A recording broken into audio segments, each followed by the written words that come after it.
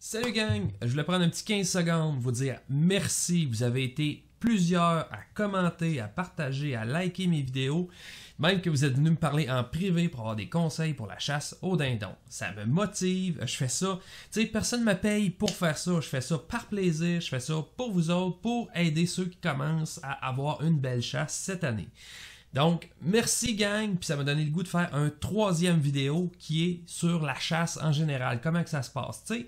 J'ai parlé de quoi se procurer comme kit de départ, j'ai parlé de comment se servir des cadres dans le kit de départ. Donc là, je veux juste qu'on parlons dindon.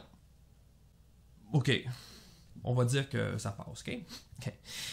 Point numéro 1, j'ai étalé ça environ 7 points. Point numéro 1 pour la chasse au dindon, c'est la prospection.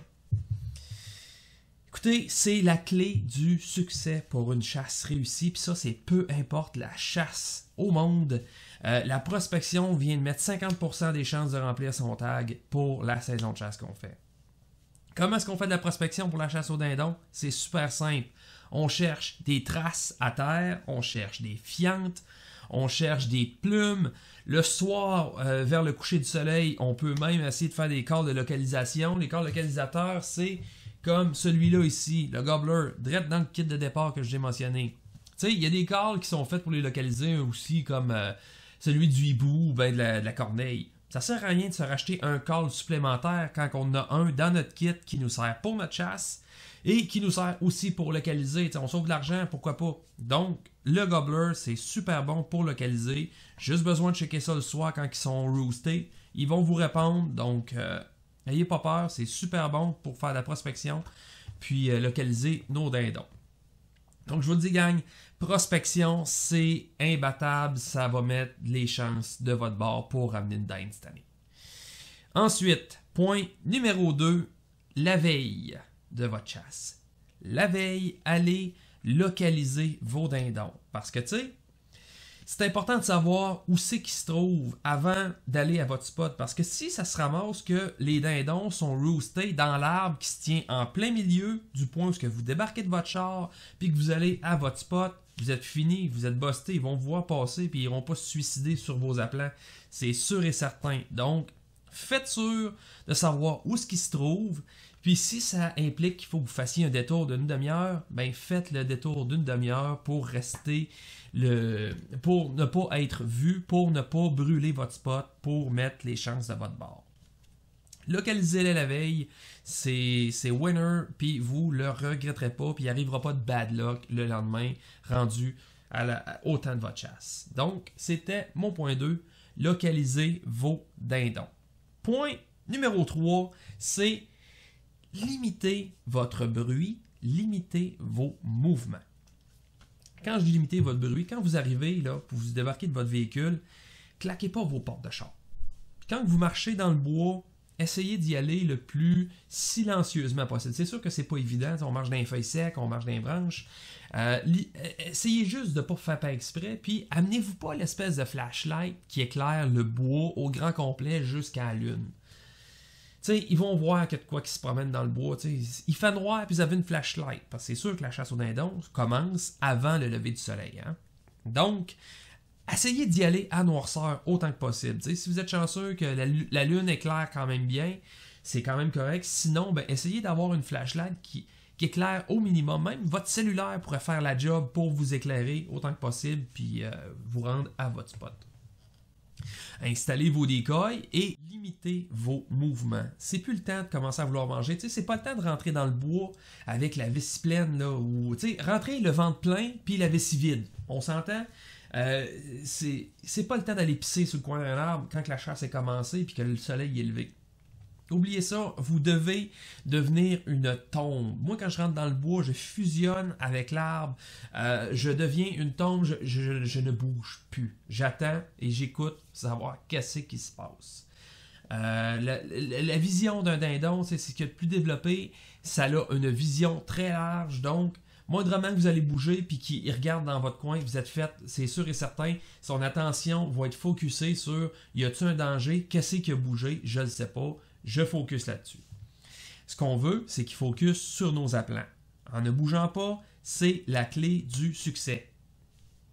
L'immobilité, contrôlez vos mouvements, Si vous avez à bouger, bougez lentement, de façon très au ralenti, si on va voir ça de même. Ça va mettre les chances de votre côté. Ensuite de ça, ça m'amène au prochain point qui est le camouflage. Le camouflage, le meilleur camouflage que vous ne pouvez pas avoir, c'est... Ça coûte pas une scène. Le meilleur camouflage, c'est simple, je viens de le dire, c'est de rester immobile. Il n'y a rien qui bat ça. Puis même si vous avez un camouflage à 4000$, si vous bougez dans ce camouflage-là, vous êtes fait. Son attention va être portée sur qu'est-ce qui a bougé. C'est pas normal. C'est pas censé bouger un arbre. That's it. Je vous dis pas de rentrer là habillé avec une chemise carottée, rouge. Tu sais, d'à côté, c'est un arbre. C'est un animal qui a une vision hyper développée. Il voit les couleurs, il voit tout. Là. Mais il reste qu'il y a, parenthèse, il y a peut-être 2 ans, j'ai vu qu'un gars était habillé en Renaissance. Tu sais, l'habit de Renaissance lettre, là, où ce que le monde, tu sais, sont tout habillés blanc avec des froufrous ici, avec une espèce de costard bleu, puis un chapeau au seau sur la tête. Il a chassé le dindon habillé de même, avec un musket, tu sais, qu'on load, c'est comme un pot de noir, mais du temps, là, de la Renaissance. Il a tiré sa dinde avec ça. À quelque part, ça me dit que, effectivement, tu sais, si tu bouges pas, t'es bien à côté, t'as pas meilleur camouflage que ça. Par contre, moi, je vous conseille pas d'y aller habillé en jeans avec un gilet rose marqué whatever ici, là. Oubliez ça. Je vais vous conseiller d'y aller quand même avec un équipement camouflage. Des culottes camouflage, un manteau camouflage ou un gilet long qui vient jusqu'aux manches, des gants, une calotte, un face mask. Je vais vous conseiller d'y aller au moins comme ça pour tout mettre les chances de votre bord. Mais vous n'êtes pas obligé d'acheter l'équipement à 600$ pour ressembler d'un arbre parfaitement. Là. Moi, je suis le genre de gars qui se met du face mask dans la tête, même dans la face plutôt, même si je n'ai pas de besoin, juste parce que je trippe. Je me suis cousu une espèce de baklava du Canadian Tire. C'est comme une calotte cousue avec un baklava. Puis moi, j'ai rajouté des lambeaux par-dessus ça. On peut le voir dans mes vidéos. Ça m'a genre coûté 12-13$ cette affaire-là au Canadian Tire, plus ce que j'ai cousu dessus. Je trippe. C'est-tu nécessaire d'avoir ça? Non.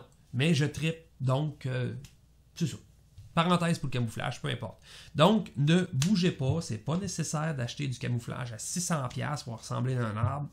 Je veux dire, si votre kit vous en a coûté 80$, ben, ça va faire la job. Tant que c'est camouflage, essayez pas d'aller là en jeans puis en coton ouaté carotté. Oui, vous allez peut-être pouvoir réussir à faire votre chasse, mais je veux mettre les chances de votre bord. Puis, en tant que chasseur, on devrait avoir tout du camouflage à la maison. Fait que ça devrait pas être vraiment compté dans le budget de chasse pour la dinde. Prochain point, gang, les calls. Et là, je parle pas comment caller avec les calls, mais je parle plutôt la fréquence, quel call utiliser, plus qu'un autre dans quelle situation. Comme dans mon cas, quand j'arrive à mon spot de chasse à noirceur, que tout est prêt, le lever de soleil commence, je vais tâter le terrain subtilement avec un pas de call. Parce que je veux savoir, y a-tu un dindon ou y a-tu des dindes autour de moi proches? Parce que je veux pas non plus effrayer si j'embarque avec l'artillerie lourde.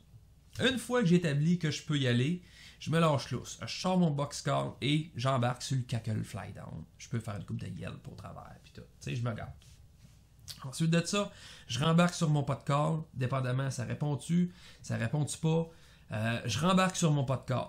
Puis là, j'y vais selon mon feeling. Il n'y a pas de science infuse. Il n'y a pas de vérité absolue pour la chasse au dindon. Il y en a qui vont dire tu peux pas caler plus que 5 minutes, tandis que moi, ce que je vais vous dire, là, c'est que j'ai une dinde qui m'a calé ça pendant 45 minutes non-stop. C'est à peine ça prenait des breaks pour reprendre son souffle. J'étais écœuré de l'entendre. Tu sais, à un moment donné, tu te dis, voyons donc, ça n'a juste pas de bon sens. Ben oui, pendant 3/4 d'heure, là, j'ai une dinde qui me criait ça dans les oreilles puis qui se lamentait. Là. Puis une vraie dinde, là, pas quelqu'un qui collait la dinde. Non, une vraie dinde qui se lamentait. Elle me tournait autour et je la voyais aller, je capotais. Fac, ayez pas peur de caller. La fréquence n'a pas vraiment d'importance. Je vous dis pas non plus de caller 3 heures de temps non-stop.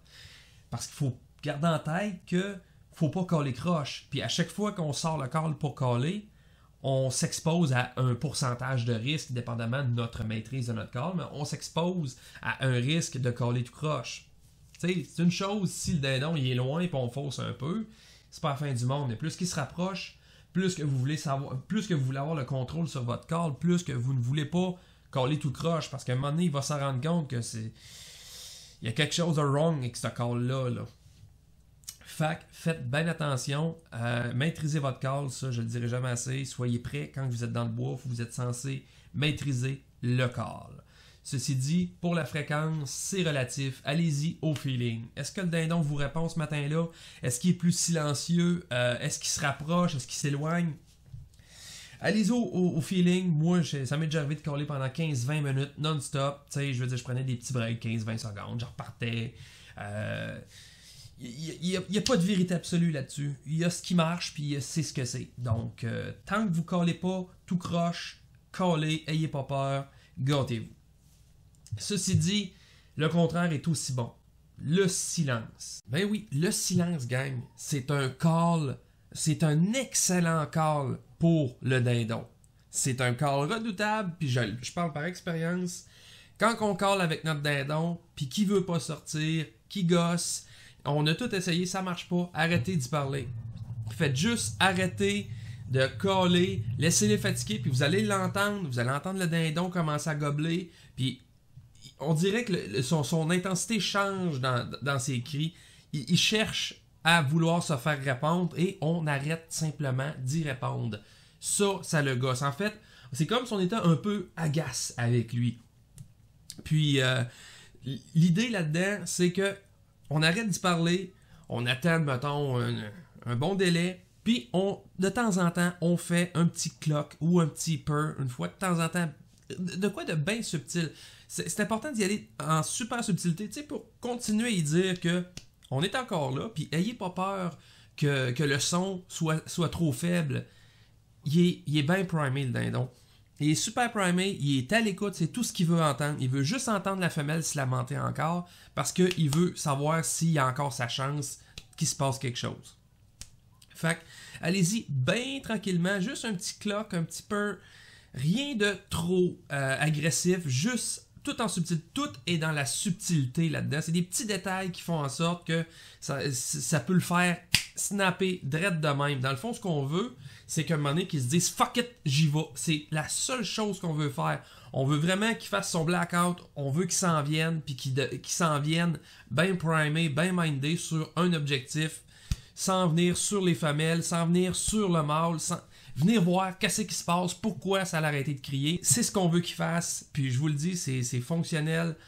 Je le fais, puis ça fonctionne, c'est tout. Donc, pour ce qui est d'arrêter de caller, le silence, c'est un excellent call. Ensuite de ça, il y a des matins où ça call pas pantoute. OK, on arrive à notre spot, souvent c'est un matin où c'est pluvieux, où il a venté pas mal dans la nuit. Les dindons, ils sont pas mal au ralenti, ça cale pas, on est dans le bois, on n'entend rien. Laissez-vous pas décourager par ces journées-là. C'est vous autres les pires, parce que c'est le genre de journée qui vont venir pareil. Même s'ils sont pas trop bavards, ils vont venir voir pareil. Même que vous pouvez tomber sur un Tom qui est soumis ou un petit Jake. Eux autres, ils commenceront pas à s'exposer à l'alpha ou au dominant. Ils commenceront pas à s'exposer. Ils vont venir en douce essayer de se pogner la femelle avant l'autre. Donc, ayez pas peur. Découragez-vous pas. T'sais, c'est sûr, c'est lourd comme journée. Quand on call, il n'y a rien qui répond.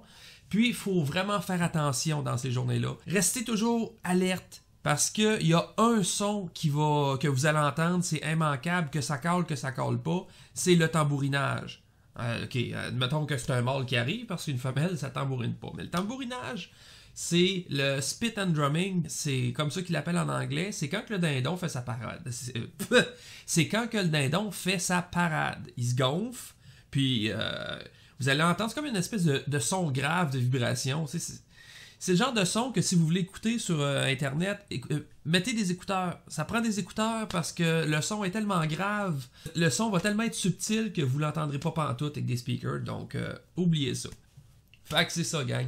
Les journées que ça colle pas, découragez-vous pas. J'ai fait l'erreur, puis j'aurais pas dû, je l'ai regretté. Vous allez vous lever, changer de spot, puis vous allez tomber face à face avec un dindon. Ça va être encore plus frustrant. Restez à votre spot. C'est le seul conseil que je peux vous donner concernant les journées où ça cale pas, où ça répond pas. Découragez-vous pas. Portez attention, fait que callez pas comme des enragés. Allez-y plus mollo sur le call et surtout portez attention au tambourinage, observez avec vos yeux, voir s'il n'y a pas quelque chose qui s'en vient en douce. C'est pas parce que ça cale pas qu'il n'y a pas de gibier dans le bois, je vous le garantis, ça veut rien dire. Fiez-vous pas aux apparences. Ensuite de ça, gang, les chokes à dindon. Puis là, je vais me faire haïr, mais l'extra full choke aftermarket, là, c'est pas nécessaire. C'est pas une nécessité pour la chasse au dindon. Je crois que c'est un besoin qu'on s'est créé pour cette chasse-là. Mais le full choke qui vient d'origine avec votre fusil est en masse suffisant pour tuer une dinde. Je vous le dis, je sais, tu sais, je comprends pas pourquoi est-ce qu'on aurait besoin de tirer des dindes à des distances si élevées quand ils nous passent à 5 pieds de nous autres sans nous voir. Moyennant qu'on ne bouge pas, on s'entend, mais il reste que, c'est quoi d'attirer le dindon à 20, 30, 40 pieds? Tu sais, attirez-le à 40 pieds puis tirez-en en pleine face. Il va tomber, il va foirer direct dans vos aplats. Donc, pourquoi avoir besoin de s'acheter un extra full choke externe pour le tirer à des distances de fou? Faudrait qu'on me l'explique. Honnêtement, de mon côté, je vous dis, attirez-le à 20, 30, 40 pieds puis ça va être juste parfait. Il va tomber là. Tu sais, en tout cas, c'est mon avis. Je vous donne ça de même, puis faites-en ce que vous voulez. Mais l'extra full choke, non. Vous ne me verrez jamais acheter une affaire de même. Ensuite de ça, gang, les tentes camouflage. Je peux pas vraiment m'avancer sur le sujet. J'ai jamais chassé avec une tente camouflage. Par contre, la seule affaire que j'aurais à dire, c'est installez pas ça la veille de votre chasse. Le gibier vit à l'année longue dans le bois. Du jour au lendemain, il se ramasse avec une tente. Ça se peut qu'il soit craintif. Ceux qui ont déjà chassé avec ça, qui ont de l'expérience avec les tentes camouflage, allez-y, répondez au monde en commentaire. Vous allez être mieux placé que moi pour parler de ce sujet-là. Oui, les tentes camouflage vont vous permettre de camoufler vos mouvements. Ça va vous donner cet avantage-là. Mais de mon côté, c'est pas mon style. Je préfère être vraiment couché sur un arbre ou plutôt à côté sur un arbre. Donc, pour ce qui est des tentes camouflage, c'est ce que j'avais à dire. Ensuite de ça, le placement des decoys. C'est simple, mettez-les où ce que vous voulez tirer votre dindon en pleine face, that's it. Pourquoi est-ce que je préconise d'avoir un mâle en partant? C'est parce que quand le mâle et la femelle, c'est sûr que c'est le mâle qui se fait sacrer une volée. Puis un dindon, ça attaque pas à distance, ça se bat au corps à corps. Donc, on est sûr qu'en ayant un mâle, si le dindon a à s'approcher, a à venir sacrer une volée au dindon, ça va être direct où ce que votre decoy se trouve. Donc, je vous conseille fortement de mettre vos decoys direct où ce que vous voulez tirer votre dindon. Ceci dit, faites attention s'il y a des obstacles qui se trouvent entre votre cache où ce que vous êtes positionné puis vos decoys. Faites certain qu'il n'y aura pas d'arbre ou qu'il n'y aura pas d'autres obstacles qui vont faire en sorte que ça va arrêter votre volée de plomb. C'est la seule chose. Pour ce qui est de mon setup idéal de decoy, ça serait un mâle, 2 femelles. Puis avoir le choix de commencer avec un seul decoy, ce serait le mâle sans aucun doute. Fait que ça ressemblerait pas mal à ça, gang. J'ai pas parlé des méthodes de chasse. Quand je parle des méthodes de chasse, je parle, mettons, du stalking. Où est-ce qu'on va caler notre dindon, on va écouter où ce qu'il répond, puis on va essayer de l'approcher pour pouvoir avoir un visuel puis le tirer. Je trippe pas sur cette chasse-là parce que je fais pas confiance aux autres chasseurs. C'est plate à dire. Je préfère rester statique, je préfère voir venir le danger vers moi que de risquer de marcher puis de manger une volée de plomb en pleine face parce qu'il y a un tarlac qui nous a pris pour une dinde puis qui nous a tiré dessus. Ça, c'est moi personnellement. Il y a aussi la méthode qui est le turkey reaping. C'est populaire aux États-Unis. Au Québec, je n'ai jamais vraiment vu. Puis de toute façon, je trouve ça vraiment absurde. C'est qu'on se promène, surtout au champ, avec une queue de dindon. Okay? On est caché derrière une queue de dindon et on approche le gibier pour le tirer quasiment à bout portant. C'est encore pire que l'autre parce que, tu sais, je veux dire, c'est sûr qu'il y en a qui vont voir une queue de dindon, ils vont commencer à tirer au hasard là-dedans, puis non, moi honnêtement, je trippe pas pantoute, je trouve que c'est vraiment absurde comme chasse. Rendu là, j'imagine que c'est une question de préférence aussi. Là. Je n'ai rien à juger de ces personnes-là. Mais je préfère vraiment de rester au classique. On est caché, on attire notre dindon, on jase avec, puis on le tire. Fait que c'est pas mal ça, gang. Je pense que j'ai fait pas mal le tour de ce que je voulais vous parler pour la chasse au dindon. J'espère que mes vidéos vont vous avoir aidé. J'espère que ça va vous permettre de tuer cette année. Puis, gênez-vous pas, venez poster vos photos en commentaire. Ça va être comme un peu ma récompense de voir que ça a été utile. Puis là-dessus, ben merci de commenter, merci de liker, de partager mes affaires. C'est super apprécié. Puis si vous avez des questions, gênez-vous pas, en message privé ou en commentaire, ça me fait toujours plaisir d'y répondre. Là-dessus, ben, on va se voir sur le prochain vidéo. Adios!